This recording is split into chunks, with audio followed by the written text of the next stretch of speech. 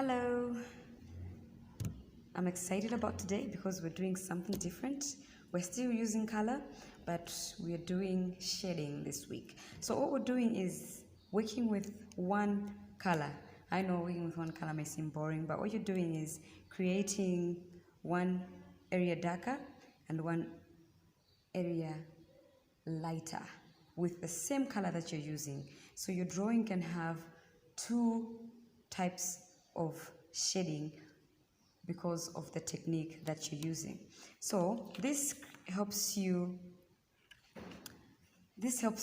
painting or the drawing look much more fun or much more lively or look like a 3D type of painting or type of drawing. So what you're going to need is a piece of paper. You're going to draw a circle just like I did here. I might just draw another circle right beside here, a smaller circle. So we're working with circles because it's the easiest things to do so that you guys can be able to follow through. For example, here I used a colored pencil. I used the colored pencil to create the shade. So what you do is first start pressing the color with a lot of force, creating a lot of force. Make sure that you press it down harder. And when you're moving into this area, what you're doing is you are not pressing the pencil down with force, but you're pressing it down lightly to create this lighter shade of blue.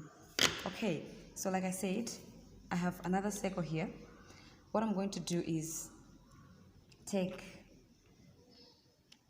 a crayon this time, not a colored pencil. We're going to use brown. Okay, so I'm going to take brown and I'm going to start using this technique called back and forth. So what I'm doing is going back and forth. Here I'm just trying to make sure that I don't go outside the edges. So you're going back and forth, pressing it down harder so that it's creating the darker version, the darker shade. Okay,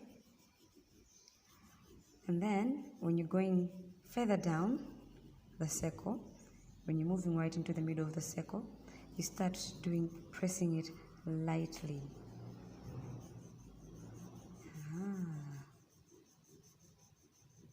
You're pressing it lightly. Still using the back and forth technique. In the edges, I'm just trying to make sure that I don't go beyond the edges. There we go. So you're also going to need cotton pads for the crayon pads so that there's a smooth transition between the darker area and the lighter area. So this just helps you to create a smooth transition. So you press it down lightly.